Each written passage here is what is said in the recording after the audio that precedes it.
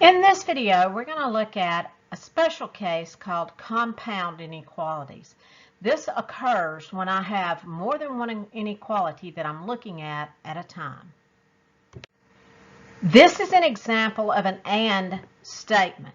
What this inequality is saying is that 1 is less than or equal to 2x plus 3 and 2x plus 3 is less than 11. So it's a compound inequality joined together by an AND statement. Now I could separate it and work it as two separate problems, which I have to do for the ORs. But for the AND statements, because it's going to be the same steps every time, I can work it as one. For instance, if I were going to solve just the right-hand side of this, I would say minus 3 on both sides. Well, I'm still going to do that, but I'm going to say minus 3 on all three parts. And 11 minus 3 is 8. Okay? So I can take it through and do the minus 3 on all three parts, and then go through and do the divided by 2 on all three parts as well. Negative 2 divided by 2 is negative 1. 2 divided by 2 is 1. 8 divided by 2 is 4. So my solution ends up with x being everything from negative 1 to 4, including negative 1 but not 4. How do I write that as a solution set?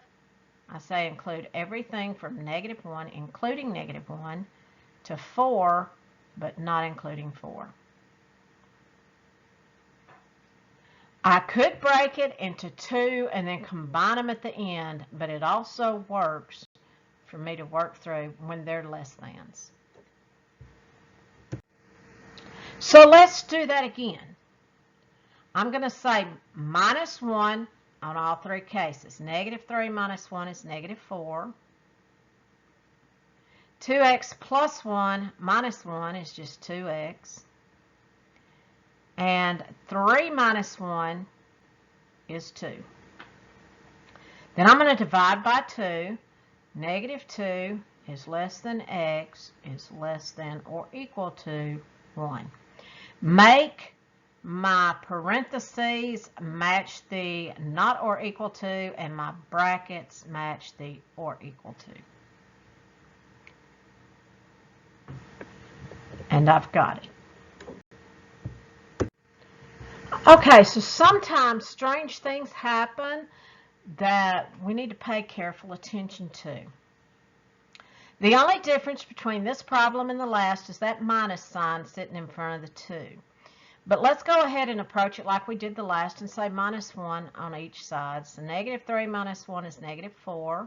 It's less than negative 2x. 1 minus 1 was 0. And 3 minus 1 was 2.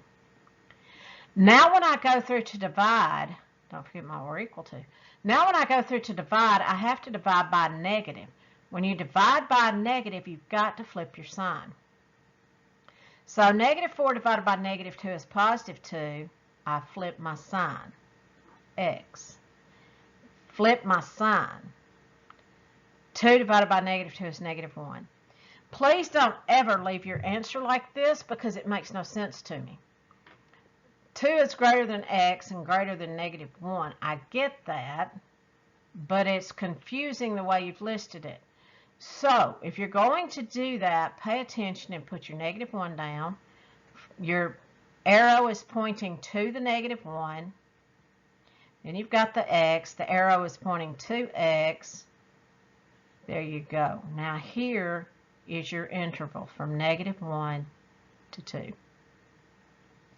So if you have a compound inequality, you can break it down into two statements and then combine them at the end, or you can just work it through by doing it like you've got 3 sides instead of 2.